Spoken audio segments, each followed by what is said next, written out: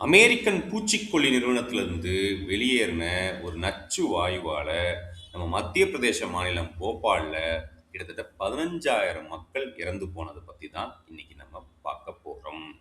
இந்த விஷவாயுவின் பெயர் hydrogen cyanide. நம்ம படிக்கக்கூடிய புக்குகளே வரும். 1984ல இந்த பூச்சிக்கொல்லி நிறுவனத்துல மெத்தில் ஐசோசயனைட் அப்படின்னு சொல்லி ஒரு கெமிக்கல் வச்சிருக்காங்க. அதுல ஒரு துளி தண்ணி பட்டாலும் அது வெடிச்சு கேஸா, அதாவது விஷவாயுவா ரிலீஸ் ஆயிரும். ஆனா ஊழியர்களோட தவறான அணுகுமுறையினால அதுல பல லட்சம் லிட்டர் தண்ணி போய் கொட்டி அது வெடிச்சு பெரிய அளவுல அந்த ஊர் முழுக்க அந்த விஷவாயு பரவிருச்சு. ஆனா இத பத்தி முன்னாடியே அந்த நிறுவனத்துக்கிட்ட அதோட ஊழியர்கள் சொல்லியிருக்காங்க.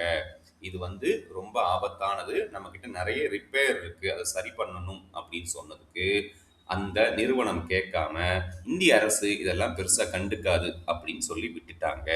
இதோட விளைவுகள் தான் இத்தனாயிரம் உயிர்கள் போனதுக்கான காரணம்.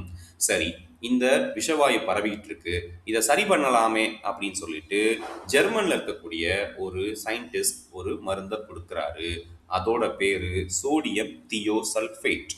ஆனா அவரையுமே இந்திய அரசு அமைச்சர்கள் அந்த மருந்தை கொடுக்க விடாம தடுத்து அவரோட நாட்டுக்கு திருப்பி அனுப்பிச்சிடுறாங்க. ஸோ நம்ம உயிர்களை காப்பாற்றலானும் அதுக்குள்ளேயும் அரசியல் புகுந்து பல உயிர்கள் கொல்லப்பட்டிருக்கு.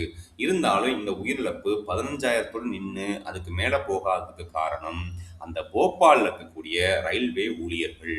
அவங்க தன்னால் முடிஞ்ச வரைக்கும் தங்க உயிரை கொடுத்து ஒரு ரிலீஃப் ட்ரெயினை ஏற்பாடு பண்ணி அந்த மக்களை காப்பாற்றிருப்பாங்க.